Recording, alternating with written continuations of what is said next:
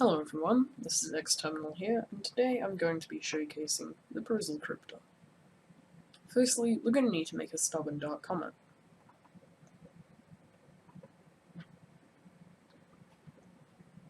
When we have Darkcomet loaded, we need to create the stub within server module, and then full editor.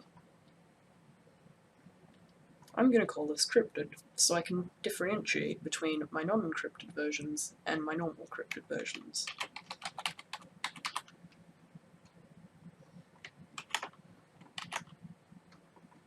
I'm not going to port forward this, and I'm going to use a local host to connect, because I'm not going to be using this over the internet.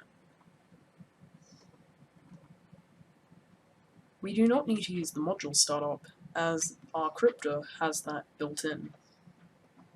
The install message does not need to be activated, or if you do, it will be displayed every time that your stub starts up.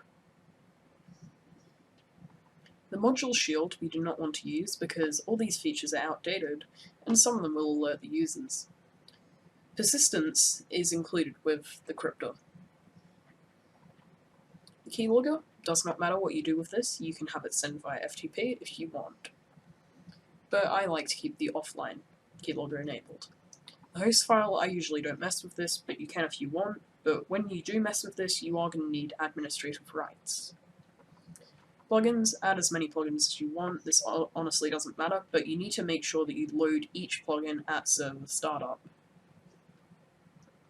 The file binder, if we use this, it will start up every time, so make sure that it's not something that's going to appear because it will alert the user, and also it could be used for a botnet, have Darktrack as another one or Nanocore.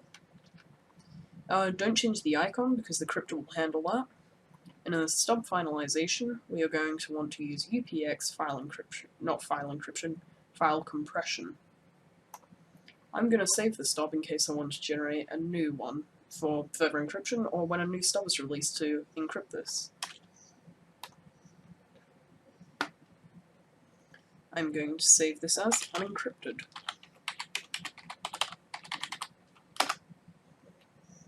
Now the unencrypted file is saved, we can now close out of this and minimize Darkcomet. With our unencrypted file, we will now want to load up the Prozel Crypter. It may take a few seconds to load, but it should load fairly fast. When we open up the Prozel Crypter, we will have about 6 options, and here we can make it so we select our unencrypted file. So here, the unencrypted file, and now the icon. I have a heap of icons, but you could easily just go and use the Darkcomet icons if you wish. I'm going to use the Microsoft logo for this one. I'm going to generate an encryption key a few times. I'm also going to hide the file and change it to a managed resource, in case we have any .NET conflicts. Now we're going to encrypt the file. So now save it as anything you want. This Crypter uses VBC hooking to keep the file persistent, and also will blue screen of death if the process is killed. So here is our encrypted file. So now when we run this, we now get ourselves onto Darkcomet. All features work, like usual. We can remote desktop. We can also go onto remote cameras. I do not have a camera for this one. We can also go into the stored passwords, grab them if we want. And yeah, it should all work fine. Thank you for watching. This is xTerminal.